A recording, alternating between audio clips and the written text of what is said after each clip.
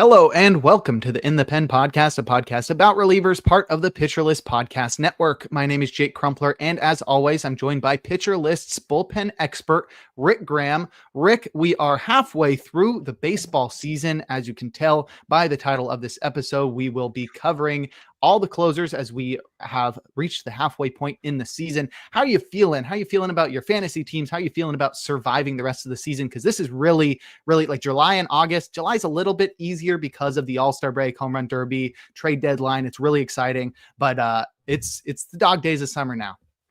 Yeah, this is this time of year where all the other sports are done. NBA finals just wrapped up, NHL finals wrapped up. Football's still too early, so yeah, this is just it's baseball season right now for everyone. It's being the midway point. It's good, especially if you're in like roto leagues. It's like you're never fully out of it. If you have half a season, you can always make a comeback. So as of now, I'm feeling pretty. I mean, I don't know if I'm going to finish in first in any leagues, but I'm definitely, I'm not out of it anywhere. I'm in the top half of most leagues, so feeling pretty good. Been mostly lucky with injuries. That's the thing, is it's just trying to stay healthy and make sure I don't have too many IL or guys clogging up spots who are just injured. But so yeah, so far feeling pretty good about leagues and how things are going for me. That's good. Yeah, my follow-up question was if you thought you had a chance at winning any leagues. Doesn't sound like you're super confident in that. It's still, I mean, it's the halfway point of the season, so I guess like there's like NL Touts very interesting right now. I love my lineup. I loved it when I drafted it. It's the pitching needs to follow up. Just gotta get my ratios. I just gotta work in the second half, getting my ratios down, getting some more saves. I hope that's something I can manufacture. Being that we do a reliever podcast. So yeah, like that's one thing. That's one league I think I have a chance in. And I'm still in the top 40 in TGFBI. That's the highest I've been probably at this point before. Dang. But again, it comes down to like I'm like just max free for he's just like carrying me, and like I've had Bubic as my number 2 essentially because I drafted Alcantara, and Bubic, I just worry about the second half a little bit with him, so I might need to find shore up pitching there too. But I like the offense I've got going in that league as well. I have not had the same fortune as you have had, especially in TGFBI. After last year's top 10 finish overall, I am like in the 300s right now. Not the best season. It was definitely a lot of like slacking on fab early in the season where Sundays would come around and they're so busy. I play softball every Sunday, and it felt like every day at like at the time I need to be the hour before fab runs is when I do my fab. I was taking a nap every single time, and because I'd be so exhausted. I have to do a podcast that night. Up on you, I know it does. Yeah. And then I always forget to do it. I feel like there could be a better time. I don't know what it would be, because I guess it kind of has to be Sunday night, but yeah, it's, I don't know, something about it. It definitely like takes time getting used to that whole Sunday night waiver run, because I don't get why they don't do it at midnight. Why does it run at 10? Well, yeah, especially for you guys on the West Coast. I know. Yeah. So yeah, that I don't know why it needs to be at 10, or even like for tout for us, it's at 8 o'clock. So that's kind of like I'll start looking at, I'll like double check things at like 7:30 for all my leagues, just because that's 8 o'clock's the first one to go. But yeah, yeah, even that's still later than when I have to set. That's still later than when I have to set my TGFBI. No, 10. It's 10 o'clock for TGFBI. No. Yeah, but Eastern for time. Me on the West Coast, like even you're like I have to do it at 7:30. That's still after when I need to have my TGFBI bids in. On the West Coast. Yeah. Gotcha. Yeah. So like I have to do it at 6 o'clock Western time, and I'm like dinner, it's dinner time. Yeah, like, come on, it's not fab time. We're not eating fab for dinner. I wish we could. I don't have much left. Actually, I have a lot left because I didn't do it. But my teams are not doing well. I'm not doing poorly in our home league, and you've been sort of holding me back in the Pitcher List staff league. Unfortunately, you're the only person who's beaten me 2 weeks already. Very true. unfortunate, but I'm hanging in there.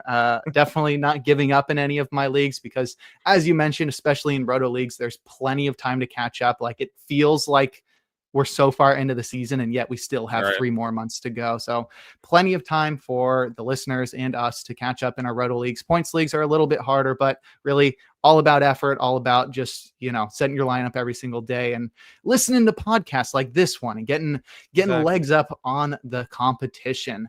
So for today's podcast, as I mentioned at the top, we're doing our midseason closer report. We're at the halfway point in the season, so we want to look at how closers are trending, where we expected them to be at the beginning of the season, where they are now, and what that could mean for their second half performance. We will be skipping the 3 up, 3 down section, which will mean we'll get a really good one next week, but we have plenty of news and injuries and transactions to cover from the past week. So we'll start with that. Jump in right into the news, as we have a pair of suspensions. The first one being Dennis Santana, who I think it was the day we recorded last week, was swiping at a fan in the bullpen, and he got suspended 4 games. Yeah.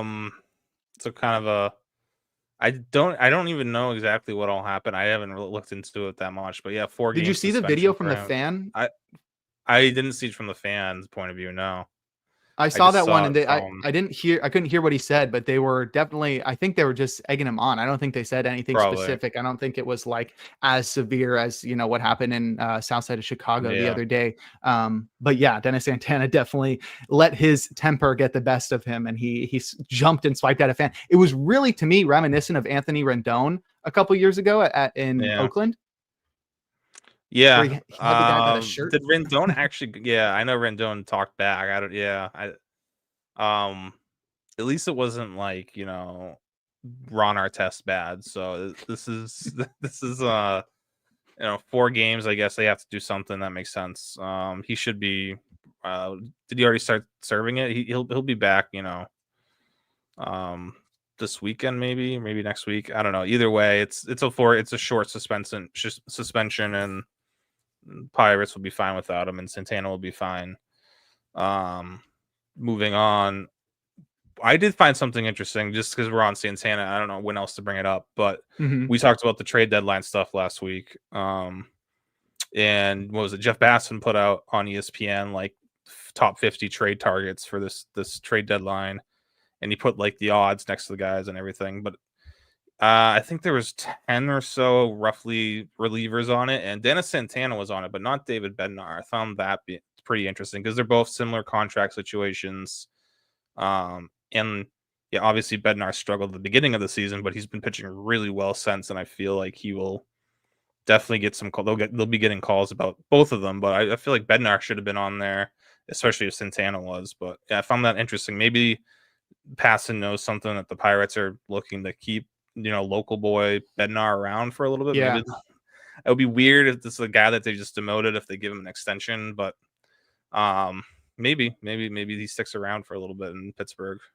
Yeah, that's the only thing that would lead me to believe that they wouldn't trade Bednar over Santana, is that maybe they, feel more obligated to keep him around. Hometown guy. He's been an all-star for them already. Definitely a fan favorite. But yeah, it's been a tumultuous relationship for them the past couple of years. Santana has not started serving his suspension yet. Okay. So that will be at some point. I'm sure he's appealing it and trying to get it reduced. Like the next guy who did get his suspension reduced. To 2 games. Yeah.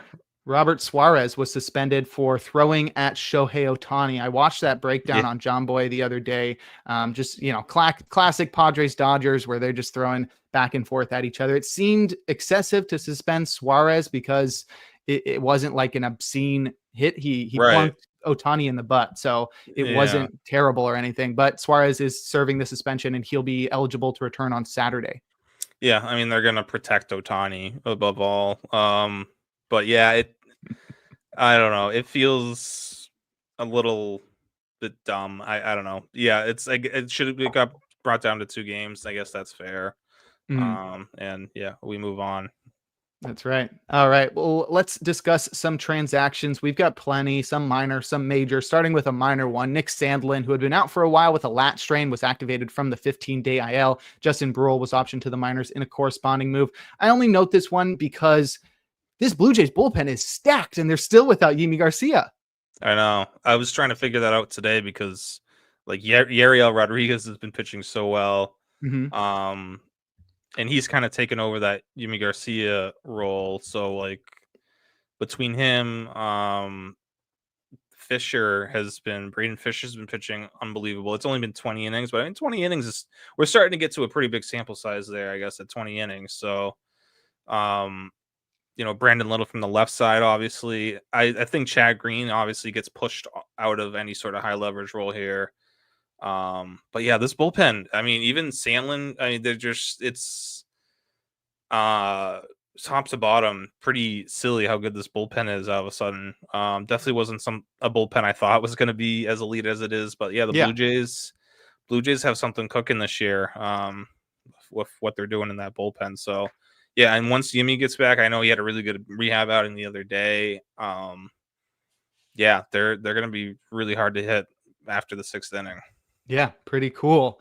Heading over and sticking in the AL East, heading over to the Yankees, we have Luke Weaver, who had been out with a hamstring strain. He was activated from the 15-day IL in a corresponding move. Javian Sandridge was optioned to the minors. He was then recalled from the minors and then optioned to the minors again. I love that. Just back and forth. Yeah, don't let him get comfortable. Aaron Boone was quoted as saying he will use both Devin Williams and Luke Weaver to close out games, but so far it's just been Devin Williams getting one save opportunity. Luke Weaver hasn't looked that great since coming back. How are you feeling that this shakes out? Do you think that's going to hold where they're going to have a closer committee, or do you think he's finally going to settle on somebody? I think there's no reason to push Devin Williams out of the role right now. He's been, since he got demoted from the role, he's been like a top 5 reliever in baseball. I just think it's going to be Williams closing out games, and it's going to be what they planned on doing at the start of the year, which is ultimately the best case scenario for the Yankees, and being able to use Weaver in different situations instead of saving him for the 9th inning. Definitely gives Aaron Boone some more flexibility. And I think he's not totally wrong where he says they'll both close games, but I think it's only when Williams is either, needs a break or maybe certain lineup pockets give them certain matchups at the end of the game where things change a little bit. But I feel like Williams is probably good for 75 to 80% of those saves moving forward. Totally.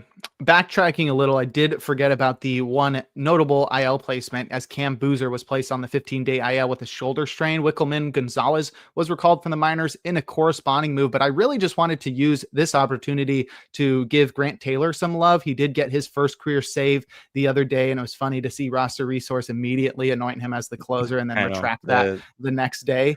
But it does look like he's going to get some chances, and he's been very solid this year. Just they're not going to use him as an outright closer because 3 days later they used him to pitch the 7th and the 8th. So Grant Taylor is dope, and I do see him now as a very clear candidate to be the closer of the future on the south side of Chicago. But with Steven Wilson and Brandon Eisert still seeing late inning opportunities, I don't think Taylor's going to get every single save opportunity, or really the majority of them even. Yeah, it's probably going to shake out similarly to like Miami, where I think Ronnie Enriquez is the best reliever there and the only guy I would consider really rostering. But yeah, he's going to see like one save every 2 weeks, maybe. Especially like with Grant Taylor in Chicago, because how many saves? I'm looking down this roster, and no one has more than 2 saves. Brandon Eisert has 2 saves. No one else has 2 or more. So that's how the White Sox are going. So as much as Taylor, I love Taylor, and he'd be a fun, guy to roster right now. I don't think you can roster him in save leagues and dynasty holds leagues. I feel like, it's definitely someone you want to roster, but redraft save only, I don't think Taylor is going to have much value, just because the White Sox are the White Sox. Exactly. Next, we have Connor Phillips of the Reds, who was recalled from the minors, and he will pitch out of the bullpen. He started some games for the Reds back in 2023 and has pitched in the minor leagues since. But I'm somewhat excited because he was a guy who had really good velocity, some pretty decent stuff, but no command and control when he first came up. We're talking a 14% walk rate as a starter in 2023, but he's come up, he's showing increased velocity, bumping his fastball up at 98 miles per hour and pairing that with a sweeper that is pretty deadly. I have a little bit of hope that maybe Connor Phillips can really take off out of the bullpen because he's got some pretty incredible stuff. Yeah, maybe kind of Tony Santillan 2.0 transition to a full-time reliever, which was which was bound to happen because this rotation, especially with Burns now being up, like they're pretty much set in the rotation. So yeah, might as well get a look at Phillips in short inning stints. And yeah, seeing 98's exciting from him. Hopefully, I mean, they have like not just Santillan, but Ashcraft too, Lyon Richardson. They have all these starter turn relievers. Hopefully they get someone else to break out outside of Santillan, who's been great this year, despite kind of underwhelming metrics behind the scenes. But yeah, Phillips might be a big addition to them in that bullpen, especially if they don't go out and make a move at the deadline, because they really do need some help in that bullpen. Just like one more piece, I think, would help solidify things for them. All right. Next, we'll discuss some notable, prospect-ish relievers. The first one is Paul Gervais, who was selected from the minors by the Rays in a corresponding move to Connor Siebold's demotion, and then was optioned to the minors in the succeeding days. But Gervais is a 25-year-old right-handed pitcher at AAA. He pitched to a 3.78 ERA with a 0.93 WHIP, and most notably a 38% strikeout rate and just an 8% walk rate. As I mentioned, he is back in the minors, but definitely a notable arm coming up in the Rays system. And then I'll pair him really quickly with Andre Granillo, who pitched for the Cardinals. He was optioned to the minors this past week to make room for Gordon Graceffo, but we didn't talk about him last week, and I think he deserves some more attention. Granillo is also a 25-year-old right-handed pitcher. At AAA, he pitched a 1.76 ERA with a 0.85 WHIP to go with a 40% strikeout rate and an 8% walk rate. Do you have any information on Gervais or Granillo, any interest in their future call-ups? I know for Granillo, I know he struggled last year with command, and he's completely flipped the script this year in AAA, and even added to his strikeout rate. So I'm not exactly sure what he did this year or what's changed, but he's doing something right this season. And Gervais he's been an interesting prospect for the Rays system. He's 6'10", but he doesn't throw that hard. He's a big dude. That's who interesting. has huge strikeout numbers. I guess Chris Martin's a big dude who doesn't throw hard too. Maybe there's some similarities there. But yeah, Gervais could be.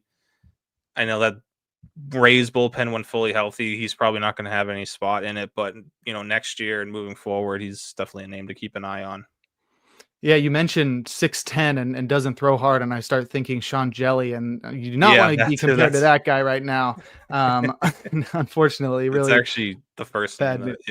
Yeah, bad news coming out of there.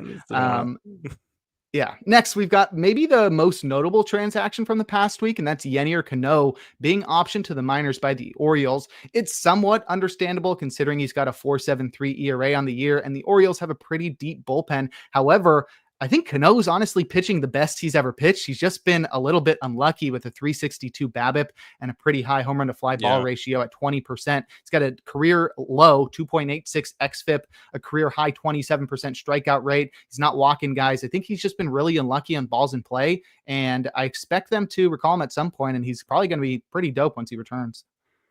Yeah, definitely some bad luck mixed in there, which it's like, it's bound to happen for a guy who was mostly lucky like last season and even part of the season before.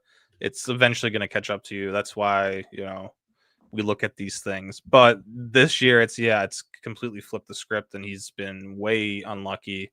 So eventually water should seek its level here, and he should get back to being a pretty solid reliever, just not, some elite setup guy that we thought he might be. But yeah, with Baker and Soto and even Sir Anthony Dominguez pitching so well, there's not a ton of need for him.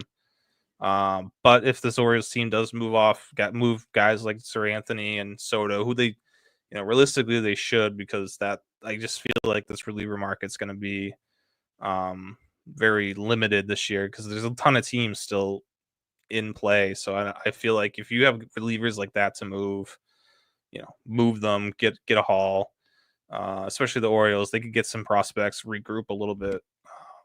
But yeah, Cano should be back at some point. I don't think it's going to be a long AAA stint, probably just working on some mechanical things or whatnot. So expect Cano back in July. Yeah, in a corresponding move, Yermíl Geraldo was recalled for the minors. He's a 29-year-old right-handed pitcher at high A, AA, and AAA this year. 3 ERA, 1.26 WHIP, 33% strikeout rate, 6% walk rate. Geraldo has pitched abroad for the last few years, and he was optioned to the minors to make room for Brandon Young. Honestly, I just liked his name, and that was really what interested me about him. But he's pitched he's pitched pretty well, so maybe he'll get another chance in the majors as well. I expect Cano to be back up too. Yeah. He's somebody who's more prone to high BABIPs because he's heavily reliant on ground balls. He's a ground ball guy, so your BABIP's bound to be higher. But the increased strikeout rate this year is something that would point to he should have more luck, that he should, have more success. He's deserved more success because of the strikeouts that he's had. So weird to see how unlucky he's been. And hopefully the Orioles are cognizant of the lack of luck that Cano has had, and they don't sort of keep him down in the minors and have him lose his confidence. Our last transaction involves Porter Hodge, who was activated from the 15-day IL. He was initially placed on the IL with an oblique strain and extended his stint while dealing with a hip impingement. Prior to his injury, he was looking like he was the Cubs closer. He wasn't doing too great, trying to take over for Ryan Pressly, but it was very short-lived as well, just a couple of saves. But now he's back. He's only been back for a couple of days. How soon, if at all, do you think Hodge factors into the 9th inning? I don't know if he ever will. I mean, Palencia has been pitching so well. I don't think he deserves to lose that job. I feel like I know Pressly's pitched better as of late, but I just still don't feel comfortable with him. So I feel like Hodge and Keller should be the bridge to Palencia. I think that's how they should go about things for now. With Tealbar being the lefty, if they need a lefty, and Pomeranz as well. So I think now their bullpen's kind of figured out. I'm sure they'll still look to add, like every contender, they'll look to add a reliever at the deadline. But I don't think Hodge gets back into that 9th inning unless Palencia really struggles or gets hurt, I think.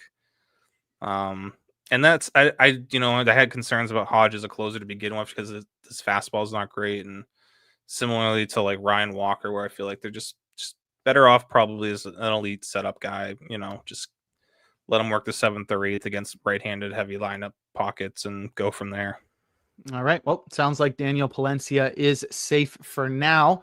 Now it's time to move into our main topic, but first we're going to take a quick break here on In the Pen. And we're back. Jake Crumpler here with Rick Graham on In the Pen, heading into our mid-season closer report. And so we've got basically all the guys. We got like 85 relievers on this list. Going to try to make it through all of them in the next 40 minutes or so. We'll group them in groups of 5. And as I mentioned at the top of the show, we're looking to see where these guys are trending and what we can expect from them in the second half based on what they've done so far, how their rankings have changed, what direction they're sort of moving in based on their performance. So let's start with our first 5. Emmanuel Clase, Devin Williams, Felix Bautista, Josh Hader, and Edwin Diaz were your top 5 in your first rank back in October. That ranking those 5 stayed in the top 5, but the order switched around when we came to the preseason in February. And thus far, we've seen some guys move down and some guys move up. Josh Hader, honestly, most notable, being the number 1 reliever now on your rankings and the number 1 reliever ranked by Yahoo. So he's clearly moved into that top spot and seems to be somebody that needs to be ranked as the top closer universally. Yeah, I think for at least a month, maybe 2 months now, Hader's kind of pulled away as being the top guy. Clase and Williams struggled in the first month, so they got pushed down. Bautista obviously got off to a slow start. And then, yeah, Diaz is the only guy who can kind of contend with him. And right now, Diaz ranks fourth overall for amongst relievers in Yahoo, but I still have him second because the track record. And yeah, I'm between Hader and Diaz, those were the two guys that you hit on if you took relievers early this year. The rest, though, was definitely did not work out. It did not pan out. And there were, you could even add Mason Miller to that group because he was going in that same range. So you hit on Hader and Diaz, but if you took Miller, Clase, or Williams, it hasn't been as great. And that's, I guess, that's an under 50% success rate, if you want to say, of guys going in the top 50 picks. So that's kind of why I stay away from drafting relievers that early, because it's even the guys, the name guys like Clase and Devin Williams, they're still bound to have a bad year here and there. So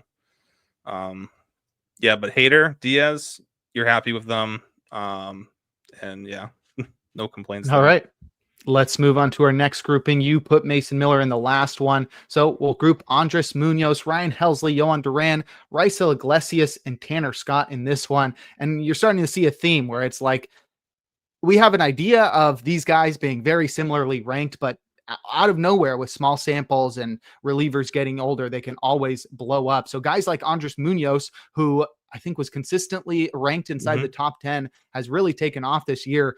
It's been a little bit slow going as of late. He hasn't gotten a save opportunity, it feels like, in ages, but he's had that breakout we've expected. Same with Yohan Duran. He's been great, but just not at the extent that we wanted. He's been pitching really well, just not a lot of saves. But obviously, guys like Ryan Helsley and Raisel Iglesias, guys that we were concerned about in the early going, especially Ryan Helsley, where we were paying up for last year's saves. It doesn't seem to be paying off. And as I said so many times in the offseason, you don't get any of the saves that he got last year. And while he's been fine, he's not been a top 10 closer as he was universally ranked in the offseason. Yeah, and even without the saves factored in, there were still some concerns with the hard hit metrics that he had last year. And yeah, that's why. And Helsley and Iglesias weren't too far off that first pack, that first group of guys. They were going in the top 60 in a lot of leagues. And that was just way too much. And I do have some hope for both of them, a little bit of hope that they can have a good second half. I don't know where they're going to be, though. Both of them could be on the move. Both could end up in setup roles somewhere. So now things get a little bit more tricky with those two guys. And I've seen Iglesias available in a lot of leagues. I know a lot of people have already given up on him, and I'm not going to say that's the wrong move. But yeah, I mean, Helsley, I think at least is been solid enough where hasn't totally killed you. He's coming in as a 36th best reliever. So it's not great, but it's not terrible. I don't know. Iglesias, he needs to get his closer role back, which I don't know if Dylan Lee's just been so good. I know he's left-handed, but I don't know if Iglesias is going to be able to get that role back from Lee, especially if the Braves do sell a couple pieces. Iglesias probably being one of them. I would assume so as well. So yeah, definitely disappointing from Raisel Iglesias, but I can't blame fantasy managers for that one because he had been so reliable for so long. There were no indicators at any point that would suggest his second half last year have a huge fall off. His second half last year was insane. I mean, he went on that historic run. Yeah, the only thing, I guess, age would be the only thing. But if you don't never know, some of these guys all age differently, especially closers. I mean, Mariano Rivera was still elite at 38. So, yeah, it's it's funny to see Duran kind of be super consistent and just I had him at 9, 8, 8, have him at 4 now, and he's been the 8th best reliever in baseball. So it's. Him and Munoz have just been rock solid, and those two guys were definitely going after Helsley and Iglesias. So again, you're happy if you hit on those two, but if you took Iglesias or Helsley, then yeah, you're pretty upset. Do you think that's something that changes your draft strategy next year, where you see the old guys and the young guys sort of having that cross where they're in that point of their career where they're going downhill and the other one's going uphill. But at that point, they seem so similar where we rank them all right next to each other, suggesting like these guys are the same, but it's very clear, HELSLEY peaked already. Raisel Iglesias peaked already, but guys like Munoz and Duran have not peaked. Do you think next year you're going to, factor that in where it's these two closers are young? We haven't seen their peak yet, but we've already seen the peak of these veterans. So even though the veterans might be safer, it honestly might be more safe to suggest that the young guys who have yet to peak might have a higher floor. Yeah, for sure. And again, like you talk about HELSLEY and paying for saves from last year, that always happens. It happened also with like Robert Suarez this year, and he's more or less worked out this season, but there's still, I'm gonna look at guys like Munoz or Duran who, and it's just the thing with the Twins, and I don't know, Duran doesn't really get the chance to be a 40+ save guy there, but he's just been super solid and he's been available for the most part. Not a ton of injury history for him recently. So yeah, I feel like, HELSLEY, you're just paying up for saves on a guy who had good strikeout rates, but also gave up a ton of hard contact and could be be traded at the deadline. So there's a lot of red flags there. And a lot of things to look at. But yeah, like you said, let's, Iglesias, like that 8 to get kind of, hit his peak last year in the second half where he went on that historic run, and he's, in his mid 30s now. Is he going to be able to keep up with that going into, because that's kind of what you paid for in drafts, is the second half of Iglesias last year, which I don't know, that never really felt like that was going to be repeatable. So yeah, they take it into a factor, all those things, and it's something you can look at for drafts next year. Cool. All right, our next grouping of 5, Kirby Yates, AJ Puk, Luke Weaver, Ryan Walker, and Michael Kopech. I really like this grouping because in October, we had no clue because I did my own rankings too, and I was very similar with a lot of these guys. Not sure where to rank them. Guys like AJ Puk, who looked like the best reliever in baseball last year for a significant portion of the season, and this year we just basically get nothing from him because he got injured so early, had to split 9th inning duties with Justin Martinez, and sort of same with Kirby Yates, where he had an incredible breakout last year. We didn't know where he was going to go. It was like, hey, wherever he ends up, he could close. And then he ends up in the one place where he's not going to close regularly. And even the same with Luke Weaver, where you thought his job, I did too, his job was safer than basically anyone's after his incredible breakout. And then they bring in one of the few relievers that can top him and push him into a setup role. And even then, Weaver still ended up having a great first half prior to his injury and was getting saves. So it's really hard. It's like, do you bank on these guys' skills? Because we did that with Puk, and I guess you cannot account for injuries, but even still, like, Puk didn't get a lot of saves. He was not the outright closer when he was pitching, and like same with Yates, same with Weaver, and even guys like Walker and Kopech,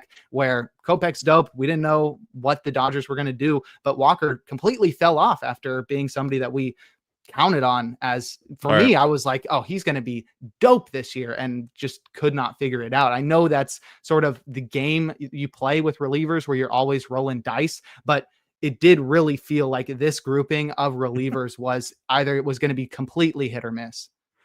Yeah, and it's mostly miss. I would even add, I mean, we can even add like Lucas Erceg and Jeff Hoffman into this, because I feel like those were Hoffman being a free agent, similar to Kirby Yates. Yes. And Erceg, we thought Erceg kind of in like Luke Weaver situation where, well, Erceg is the closer right now.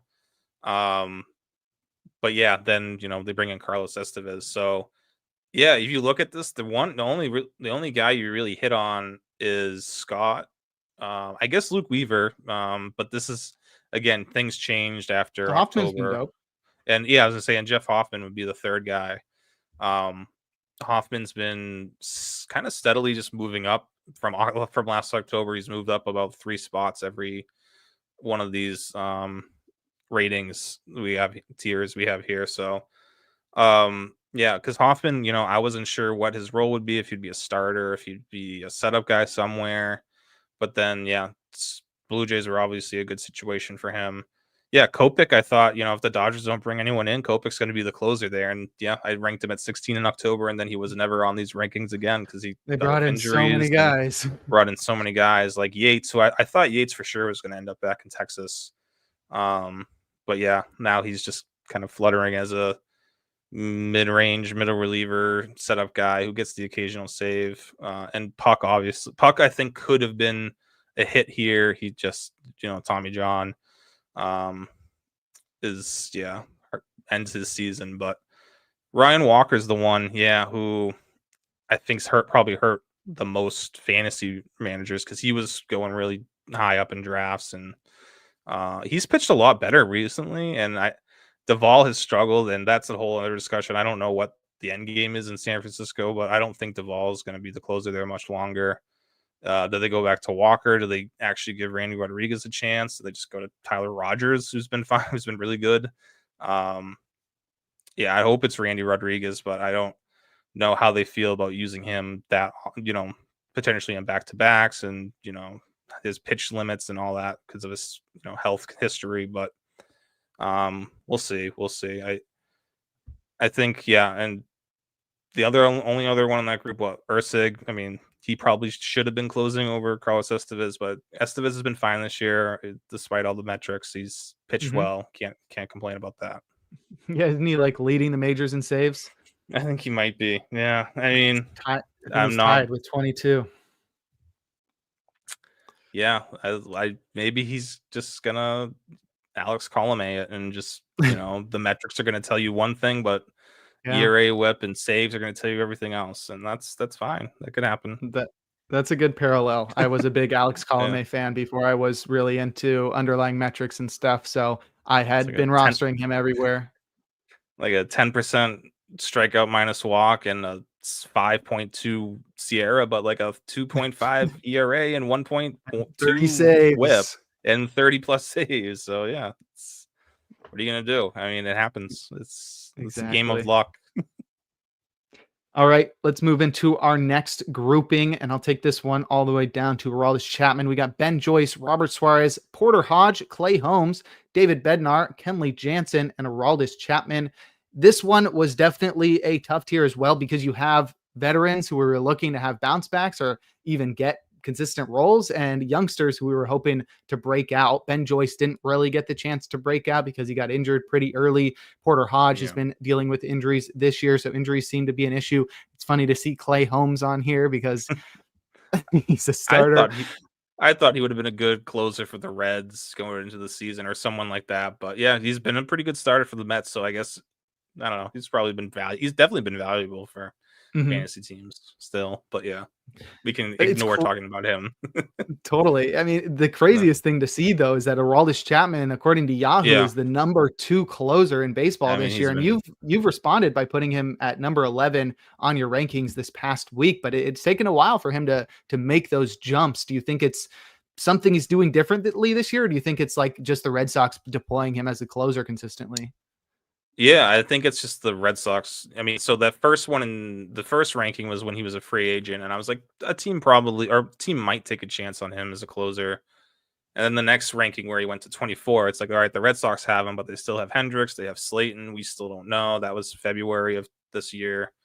And then 21 before the season starts, because we still didn't really know who the closer was before opening day.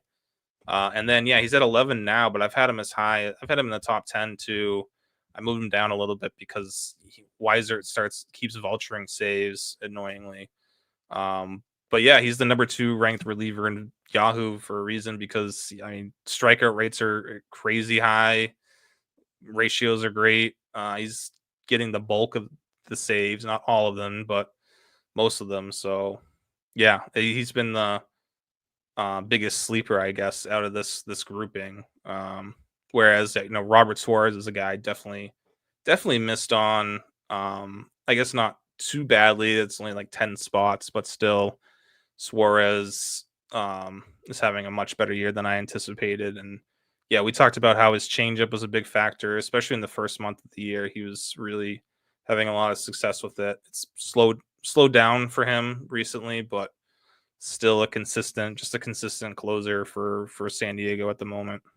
Yeah, the thing with Suarez is like we knew exactly what we needed to see to buy back in, Yeah, and it was really just we have to wait and see how it goes. So it was sort of tough because it was like, do you want to take that risk that he right. starts doing something that he wasn't doing before, or at least just in 2024? And he did that, but I don't think that it was really a 50-50 of like, does he realize he needs another pitch other than his Uh, fastball, or is he just going to try to do what worked last year? Because it worked last year, and usually when things work, you don't expect a guy to change what's working. So that was weird. But also, I mean, I feel like David Bednar was not in the yeah, same that's an boat, but a interesting one. similar boat where it was like we knew what we wanted to see. We needed to see Right. better command. We needed to see more usage of that curveball, and he's done exactly that this year. It was very rough in the early going, but he's definitely turned things around and has been having the Yeah, best season of his career.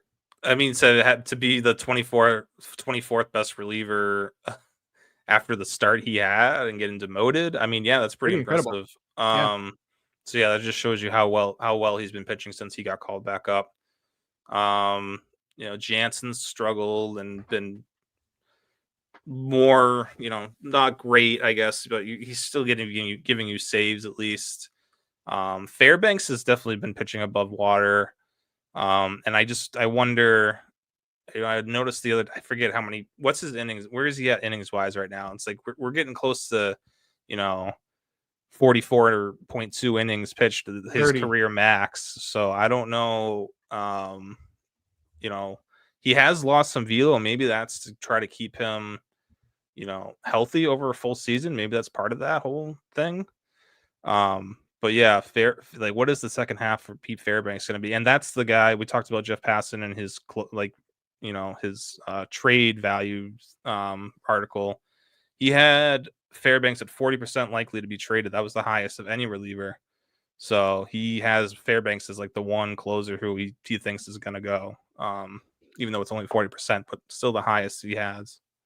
That Yeah. makes sense. I mean, they've traded their Yeah. closer basically every year for the last 5 years or so, starting with Emilio Pagan into Doesn't Andrew matter where they are in the Kittredge, Jason standings. Adam. Yeah, Yeah. they're always willing to do that because, Mhm. especially with a guy like Fairbanks, who do have a 2026 club option, but Yeah. knowing Fairbanks's injury history, his inconsistencies on the mound, I would definitely be trying to sell high. So that's pretty smart And suggestion there by passing.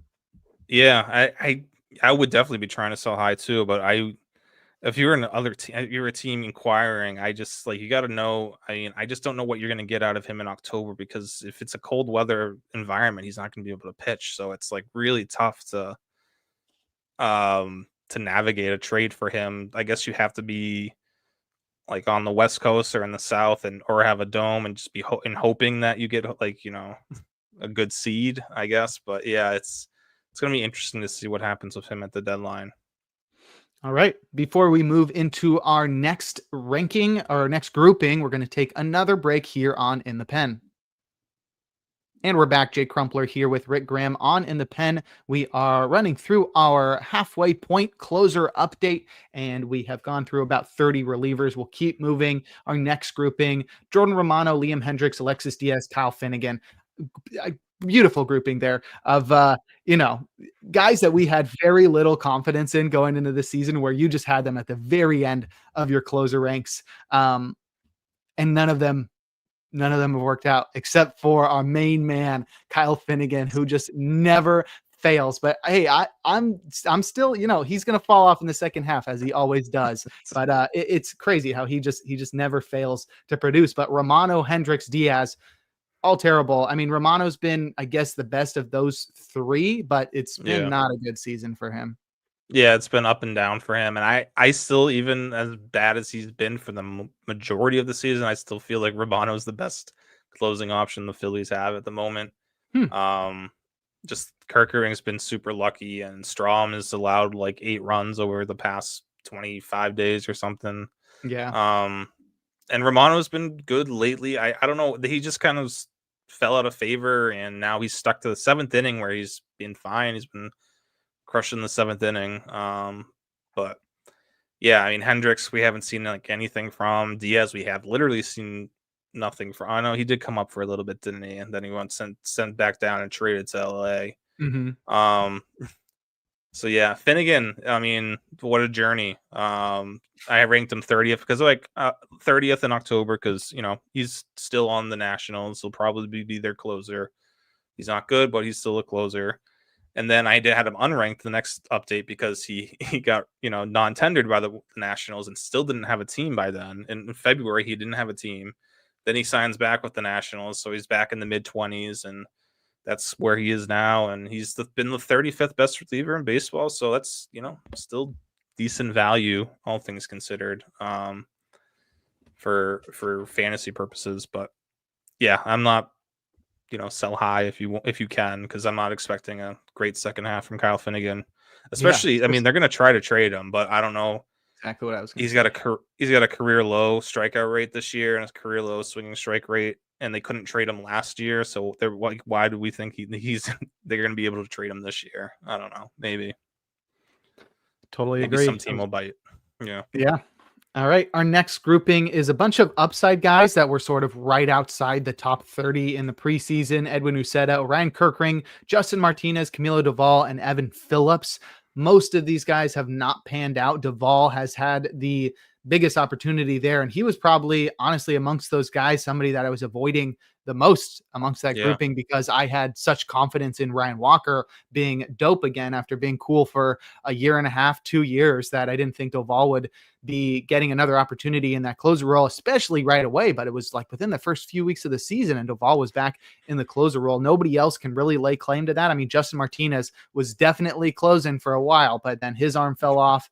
Edwin Uceta has not lived up to the small sample success that he had last year. And Ryan Kerkering's going to do his best to push Doval for saying that, I'm the best guy of this grouping. But as you mentioned, he's been really lucky this year. Yeah. And I guess like he's been ranked accordingly for the most part. But yeah, he also had a rough outing today. But yeah, I think Uceta's the biggest disappointment of this group because we had such high hopes for him heading into the season, and he hasn't had any chance at closing games. But like just every time I think he's turned the corner and he has like a good week or a good 2 weeks, it's like, all right, we're getting Uceta. And he just had like a really good outing the other day. It's like I'm trying to keep expectations in check because he keeps, struggling the next time out or whatnot. And I wonder if it's partially we can blame the field, we could blame the ballpark situation.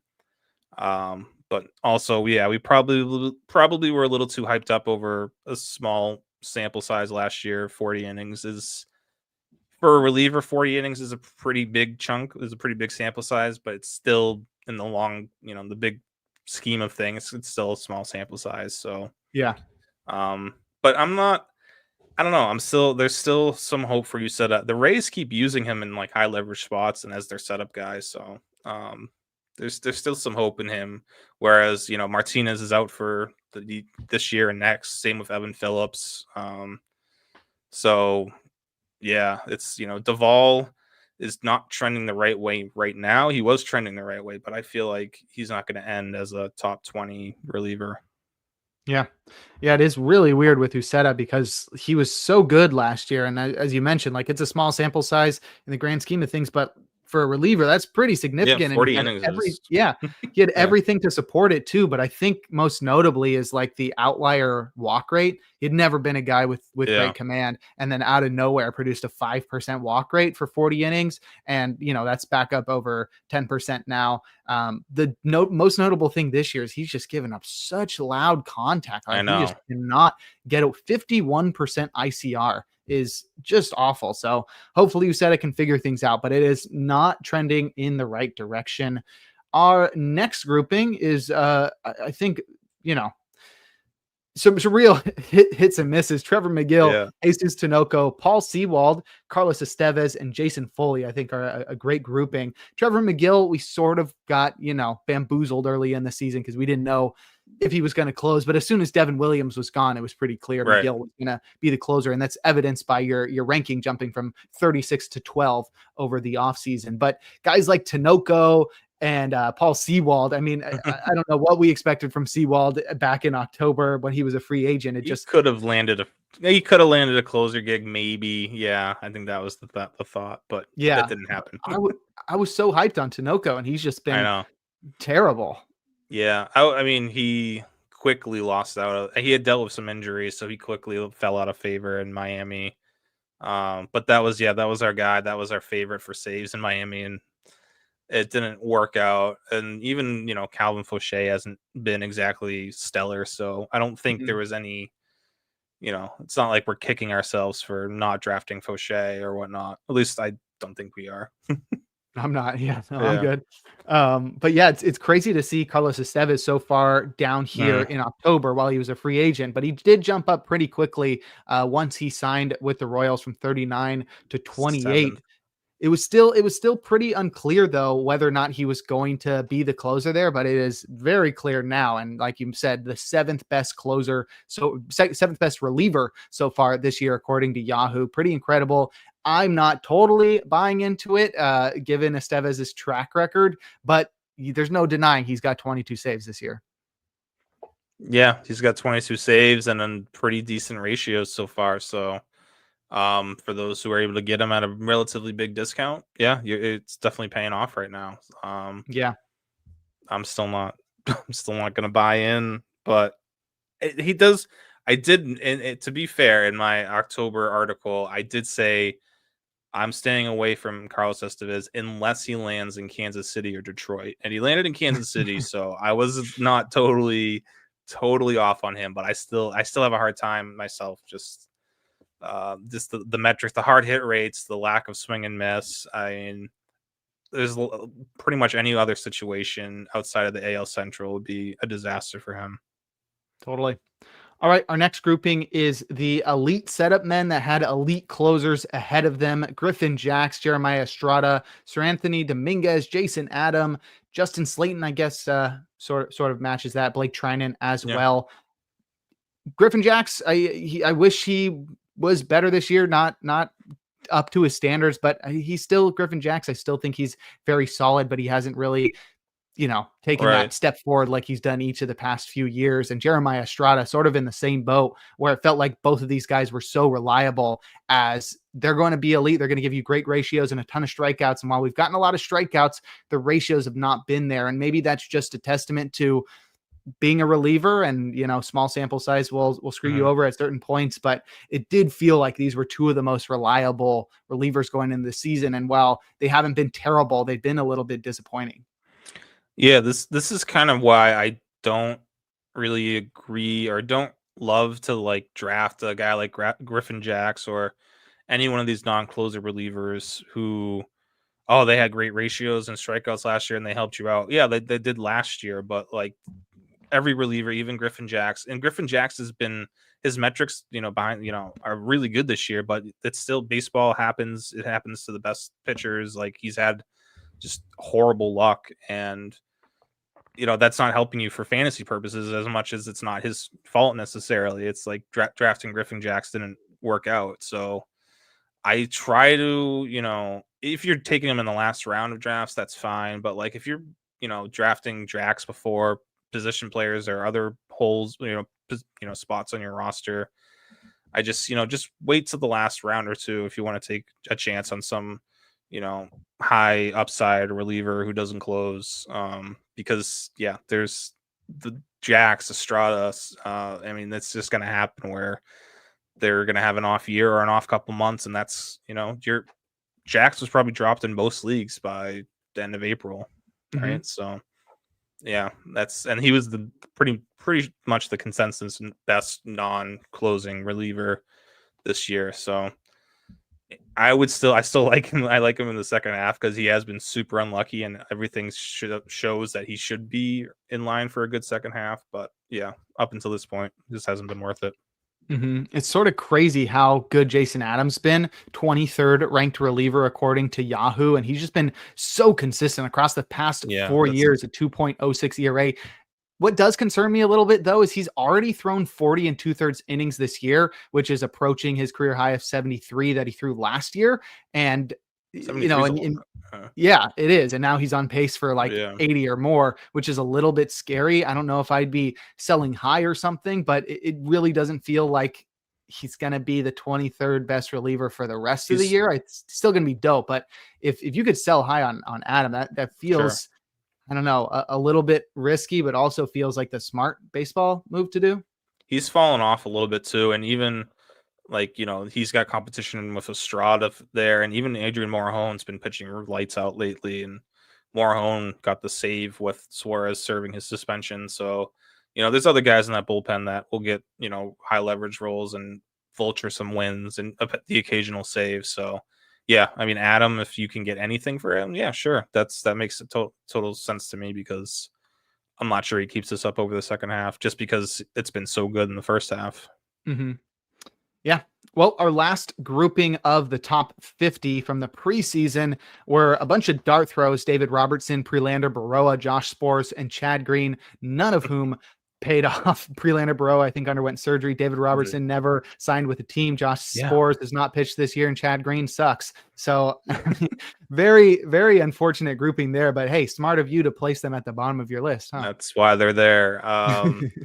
Yeah, David Robertson's still nothing on him. I wonder if he'll sign in the next month or so. But yeah, Trinan's hurt, Baroa's hurt, Spores is hurt, Chad Green isn't good, and yeah, we move. I think that because at the time, Jordan Romano was the only closer in Toronto, and yeah, there was speculation he might get DFA'd. So then I was like, oh, I guess Chad Green's the next guy up. Yeah, so it didn't really pan out. Yeah.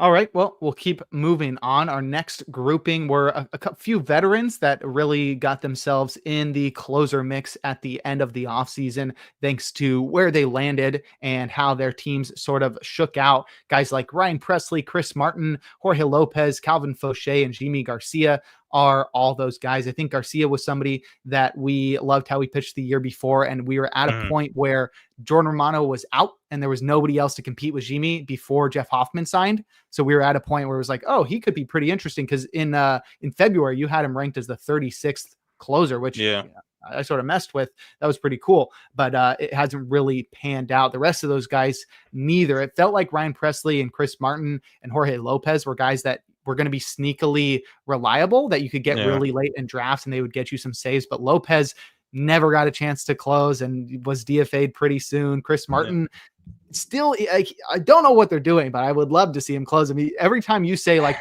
I think he just doesn't want to close, and that really the only thing that makes sense at this point. It's what it feels like. It feels like he's like told the manager, like, it's not been just Texas, but like kind of everywhere he's been. Yeah.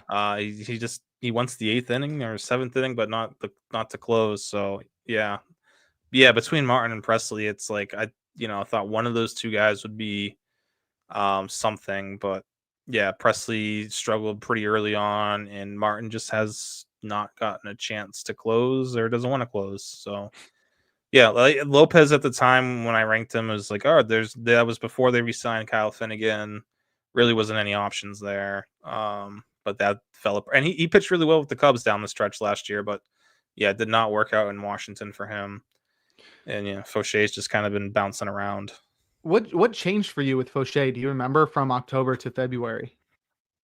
I think I don't know, probably that there was more competition for TINOCO. I know, even in October there was talk about Fauché and TINOCO, but I was dead set on TINOCO in October because he finished the year as the closer there. And then I think, in February I started hearing like from more beat writers that Fauché might have the leg up. So I added him into the mix, and yeah, but he and no one in that bullpen has taken over that role or done anything to, push the top 25 ever in the ranks. And they probably won't. It looks like that's going to be a committee till the season ends in Miami. So I won't expect any Miami reliever to push the top 20 anytime soon, unless they give the job to Ronnie Henriquez, which would be awesome. Yeah, definitely.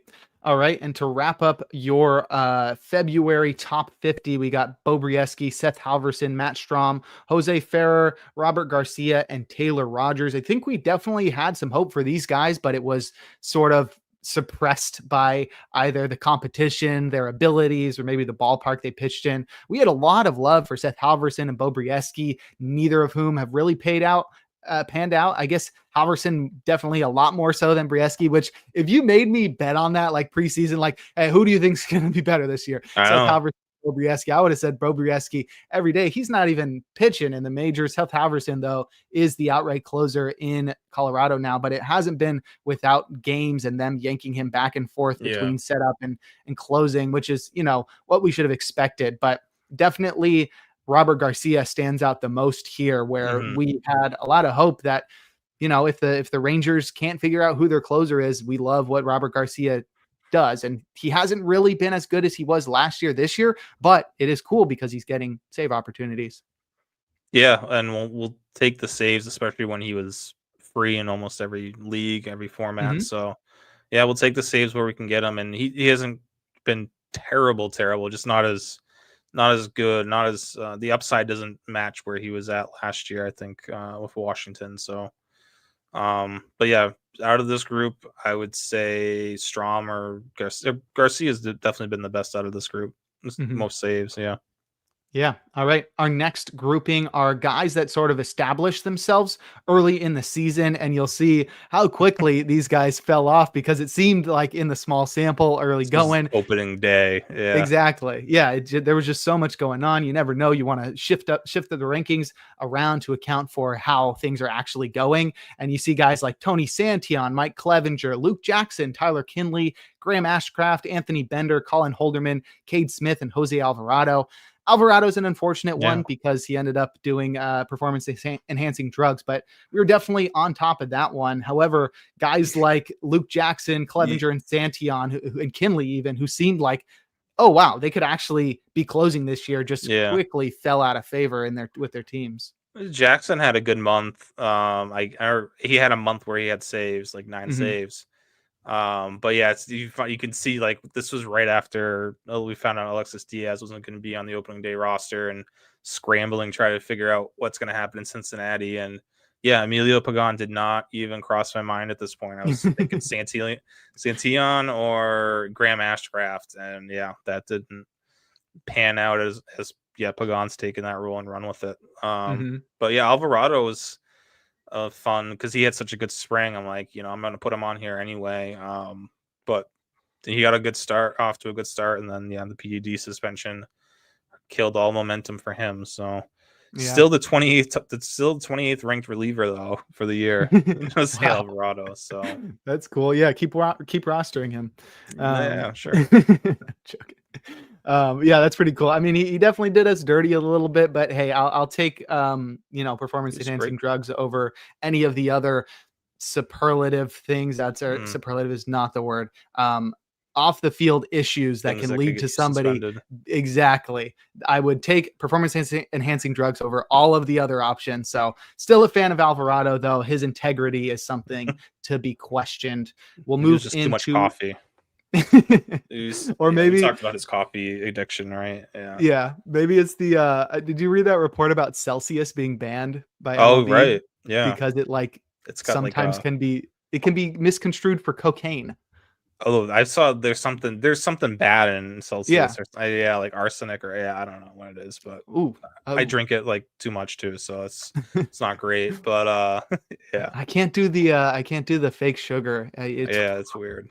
Like, have you tried an Olipop? This is like beginning of the show type conversation. Have you tried an Olipop?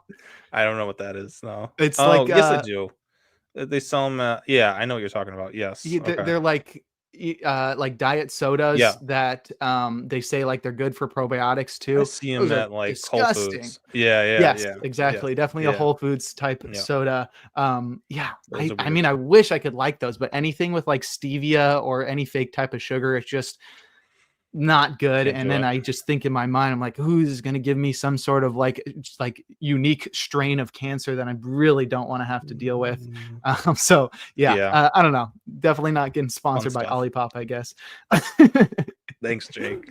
Yeah, sorry. Ruining our sponsorship opportunities. No problem. All right, let's group up these last guys who were not even in consideration an opening day, but now we're at the point in the season where they are being considered universally guys like Emilio Pagan, Shelby Miller, Daniel Palencia, Will Vest, Dylan Lee, Ronnie Henriquez, Tommy Canely, Greg Weissert, Randy Rodriguez, Grant Taylor, Brian Abreu, and Alex Vesey. And I think really the only thing I'll say here is it shows how not easy, but how available closers and really dominant relievers that can help you in fantasy are available, because these guys, like I said, weren't even in your top 50 on opening day, let alone in the first month of the season. But these guys under the radar came out of nowhere to be, Pagan's the 12th ranked reliever, Miller's the 17th, Will Vest the 5th, Randy Rodriguez the 6th. Like, these guys we did not expect to be